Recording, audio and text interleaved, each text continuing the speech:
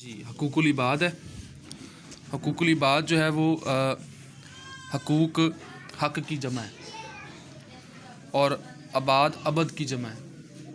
ہم نے جو حقوق العباد پڑھنے ہیں نا جی، اس کے اندر رشتہ دار، مہمان اور مریض ہیں، ان کے ہم نے جو ہے وہ حقوق پڑھنے ہیں، جس کے معنی بندہ کے ہیں۔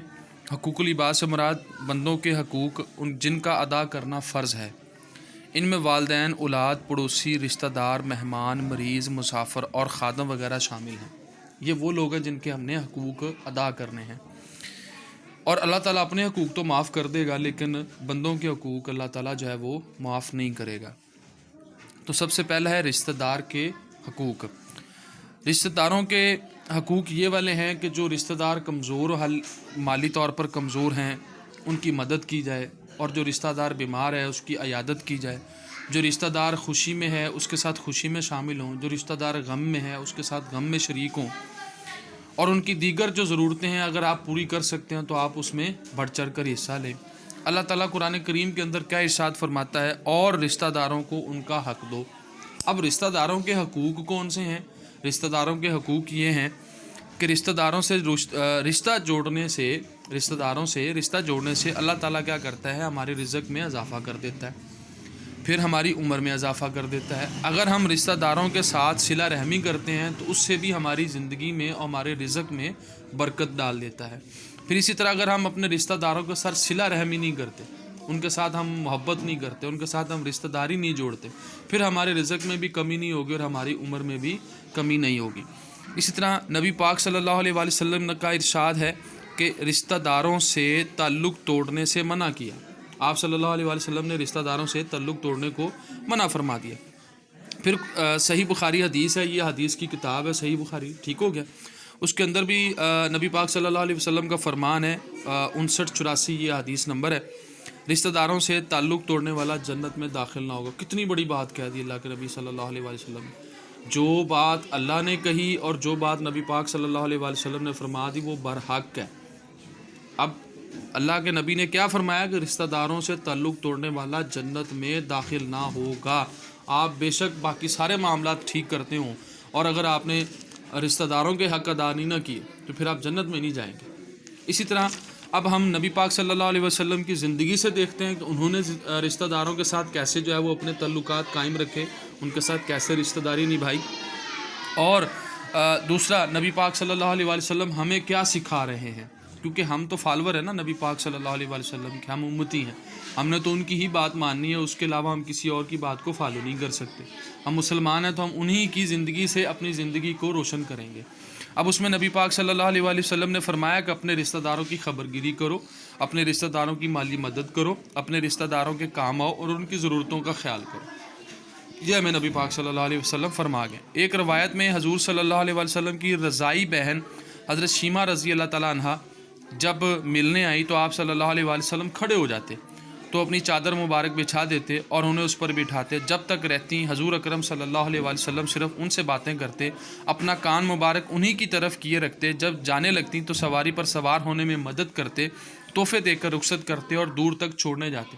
اب اس میں بہت ساری باتیں ہمیں نبی پاک صلی اللہ علیہ وسلم نے سکھا دی ہیں کہ ہمارے گھر میں مہمان آئے تو ہم نے اس کو دروازے سے ریسیو کرنا ہے، اس کو دروازے سے ویلکم کرنا ہے، خوش آمدید کرنا ہے۔ جب ہم نے مہمان کو گھر لے کے آنا تو پھر اس کی پوری جو ہے وہ خاطر تواضع کرنی ہے، اس کا پورا خیال کرنا ہے، اس کے ساتھ باتیں کرنی ہے۔ یہ نہیں کہ اس کو آپ اس کے ساتھ باتیں نہ کریں، وہ فارغ بیٹھا رہے، یہ نہیں، اس کو اپنا مکمل ٹائم دینا ہے، اس کو مکمل وقت جو ہے وہ آپ نے دینا ہے۔ جب وہ رخصت ہونے لگے تو اس کو دروازے تک چھوڑ کے آنا، اس کی سواری میں بٹھانا ہے، بٹھا کے اس کو جو ہے وہ اللہ حافظ کہنا ہے۔ یہ ہمیں نبی پاک صلی اللہ علیہ وسلم نے سکھا دیا۔ اچھا، دوسرا ہے مہمانوں کے حقوق۔ مہمانوں کے حقوق، اسلام نے مہمانوں کو اللہ تعالیٰ کی رحمت قرار دیا۔ دیکھیں جی کتنی بڑی بات ہے کہ ہمارے ہاں جو مہمان آتا ہے ہمارے لیے وہ رحمت بن کر آتا ہے، ٹھیک ہو گیا، اور ان کے حقوق ادا کرنے کی تاکید کی ہمارے پیارے نبی حضرت محمد صلی اللہ علیہ وآلہ وسلم بے حد مہمان نواز تھے۔ مہمان نواز کہ مہمانوں کی خدمت کرنے والے، مہمانوں کو کھانا کھلانا، مہمان کی میزبانی، اس کے لیے جو ہے وہ ہر قسم کا انتظام کرنا۔ آپ صلی اللہ علیہ وآلہ وسلم کے گھر میں جب بھی کوئی مہمان آتا تو آپ صلی اللہ علیہ وآلہ وسلم خوب خدمت کرتے، اس کی ضرورتوں کا خیال رکھتے، اس کی کسی بات کا برا نہ مناتے اور اسے عزت و تکریم سے رخصت کرتے۔ آپ صلی اللہ علیہ وآلہ وسلم کا ارشاد فرمان ہے، صحیح بخاری کی حدیث 60-19 ہے، جو کوئی اللہ تعالیٰ اور آخرت کے دن پر ایمان رکھتا ہو اس پر لازم ہے کہ مہمان کا احترام کرے۔ لے جی، کتنی بڑی بات نبی پاک صلی اللہ علیہ وآلہ وسلم نے فرما دی کہ جو اللہ تعالیٰ پر اور آخرت پر ایمان رکھتا ہے اس پر لازم ہے کہ وہ مہمان کا احترام کرے۔ اب کسی قسم کا بھی مہمان آپ کے دروازے پر آ گیا ہے، آپ نے اس کو اچھے طریقے سے اس کو جو ہے وہ میزبانی کرنی ہے اور اس کو اچھے طریقے سے جو ہے وہاں سے رخصت کرنا ہے۔ ٹھیک ہو گیا، یہ نبی پاک صلی اللہ علیہ وسلم کا فرمان ہمیں مل گیا۔ اب اسی مہمان نوازی کے حوالے سے نبی پاک صلی اللہ علیہ وآلہ وسلم کی زندگی میں چلتے ہیں۔ کیا نبی پاک صلی اللہ علیہ وآلہ وسلم ہمیں سکھا کر گئے؟ مہمان نوازی تمام انبیاء کرام کی سنت ہے۔ یہ بہت بڑی بات ہے کہ جو مہمان نوازی ہے، یہ جتنے بھی انبیاء کرام 1,24,000 دنیا میں تشریف لائے، یہ سب کی جو ہے وہ کیا ہے؟ ایک سنت ہے۔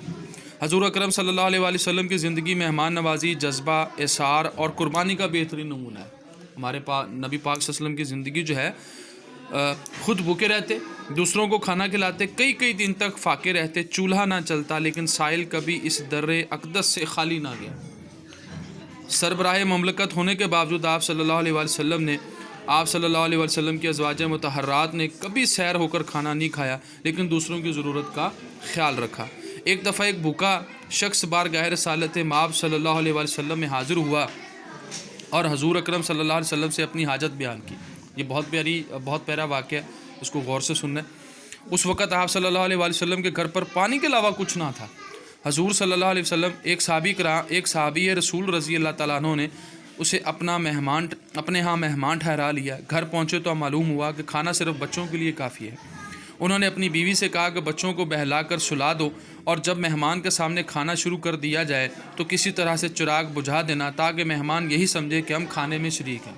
ماشاء اللہ، سبحان اللہ، کتنا پیارا ایک انداز، کتنی پیاری تعلیم، کتنی پیاری تربیت، کتنا پیارا جو انداز نبی پاک صلی اللہ علیہ وآلہ وسلم نے اپنے صحابہ کرام کو سکھایا، اور ہم نے اسی روشنی سے اپنی زندگی کی جو اندھیرے ہیں اس کو جو ہے وہ اجالوں میں بدلنا ہے، اور وہ یہی والی باتیں ہیں جن کو ہم جو ہے وہ اپنی زندگی میں اپنا کر جو ہے وہ اپنی زندگی کو بھی روشن کر سکتے ہیں۔ تو خود کھانا نہیں کھایا بلکہ چراغ کو بند کر دیا اور مہمان کو یہ محسوس ہونے دیا کہ وہ بھی کھانا کھا رہے ہیں۔ اگلے دن رسول اللہ صلی اللہ علیہ وآلہ وسلم نے ان صحابی سے فرمایا کہ تمہاری مہمان نوازی اللہ کو بہت پسند آئی۔ اب نبی پاک صلی اللہ علیہ وآلہ وسلم کو پتہ چل گیا، پیغام آ گیا اللہ کی طرف سے، اور آپ نے کیا کیا؟ آپ نے اس صحابی رسول کو خوشخبری دی کہ تمہیں جو ہے وہ تمہاری میزبانی جو ہے اس پر اللہ بڑا خوش ہے اور اللہ نے آپ کی وہ میزبانی کو قبول کر لیا۔ یہ بہت بڑی بات ہے۔ ہمیں بھی چاہیے کہ ہم مہمانوں کو خندہ پیشانی سے جو ہے وہ خوش آمدید کہیں، انہیں اللہ تعالیٰ کی رحمت سمجھیں، ان کی خدمت میں کوئی کوتاہی نہ کریں۔ مہمان کو بھی چاہیے کہ میزبان سے کوئی ایسی فرمائش نہ کرے جس سے وہ پریشان ہو، اور اس کے ہاں زیادہ دیر قیام نہ کرے۔ قیام کے دوران کوئی ایسی حرکت نہ کرے جس سے میزبان کی عزت پر حرف آتا ہو اور اس کے لیے پریشانی کا باعث ہو۔ مہمان نوازی اسلامی معاشرے کا حسن ہے، ہمیں چاہیے کہ اس کو برقرار رکھیں۔ نیکسٹ ہے جی، مریضوں کے حقوق۔ ایک مسلمان دوسرے مسلمان پر حق ہے کہ وہ جب بیمار پڑ جائے تو اس کی عیادت کرے۔ بات ہو رہی ہے مسلمان کی مسلمان پر، یہاں پہ یہ نہیں کہا کہ رشتہ دار، پھپھو، چاچو، تایا، کزن، محلے دار، عزیز یا برادری کا، نہیں، یہ کہا مسلمان کا مسلمان کے اوپر یہ مطلب کہ حق ہے کہ جب وہ بیمار ہو جائے تو وہ اس کی عیادت کے لیے جائے۔ بیماروں کی خدمت کرنا، ان کی دیکھ بھال کرنا، ان کے علاج معالجے میں مدد کرنا، ان کی شفا یابی کے لیے اللہ تعالیٰ سے دعا کرنا ان کے حقوق ہیں جن کا خیال رکھنا فرض ہے۔ حدیث قدسی یعنی کہ یہ اللہ پاک نے خود فرمایا ہے کہ قیامت کے دن اللہ تعالیٰ فرمائے گا کہ اے ابن آدم، میں بیمار تھا تو تو نے میری عیادت نہیں کی۔ بندہ کہے گا، اے پروردگار، آپ ساری کائنات کے رب ہیں، بھلا آپ کی عیادت کیسے کرتا؟ اللہ تعالیٰ نے فرمایا کہ میرا فلاں بندہ بیمار تھا اور تو جانتا تھا، مگر تو نے اس کی عیادت نہ کی، اگر اس کی عیادت کرتا تو مجھے بھی وہیں پاتا۔ سبحان اللہ، کتنی پیاری بات، کتنا پیارا واقعہ، کتنی پیاری حدیث نبی پاک صلی اللہ علیہ وآلہ وسلم کے انداز سے हमें बहुत कुछ सीखने को मिलता है। अब इस हदीस कुदसी से हमें इतनी बात पता चल गई कि जब हम किसी बीमार की इयादत करने जाएं तो वहाँ पर अल्लाह मौजूद होता है, और अगर अल्लाह वहाँ पर मौजूद है तो यकीनन वो हमारी बातों को भी और हमारी गुफ्तगू को भी और हमारे दिलों के भेद को भी जानता है, और वो हमें जो है वो अपनी रहमत से नवाजेगा। बीमारों की इयादत करने वालों के लिए अल्लाह ताला के फरिश्ते दुआगो रहते हैं। आप सल्लल्लाहु अलैहि वसल्लम का इरशाद है कि जो मुसलमान किसी मुसलमान की इयादत के लिए सुबह के वक़्त जाता है तो शाम तक 70,000 फरिश्ते उसके लिए दुआ करते रहते हैं, और जो शाम को इयादत करता है तो सुबह तक 70,000 फरिश्ते उसके लिए दुआ करते रहते हैं। 70,000 फरिश्तों की ड्यूटी लग जाती है कि वो क्या करते हैं, उस बंदे के लिए दुआ करते रहते हैं जो किसी की इयादत करने के लिए जाता है। कितनी बड़ी बात है बेटा जी, ठीक है। तो उसके बाद बीमार लोगों की इयादत करने से अल्लाह ताला की रहमतों का नज़ूल होता है। कितनी बड़ी बात है। इयादत करने वाले के गुनाह मिट जाते हैं। अल्लाह ताला की नूरानी मखलूक इयादत करने वाले के लिए दुआए मग़फ़िरत करती रहती है। हमें चाहिए कि हम मरीज़ों की इयादत के लिए ज़रूर जाएं, हो सके तो उनके लिए फूलों का तोहफ़ा लेकर जाएं और उन्हें हौसला दें, उनकी खिदमत करें, हमदर्दी से पेश आएँ। अगर उन्हें माली ज़रूरत पेश हो तो अपनी ताकत के मुताबिक पूरी कर दें।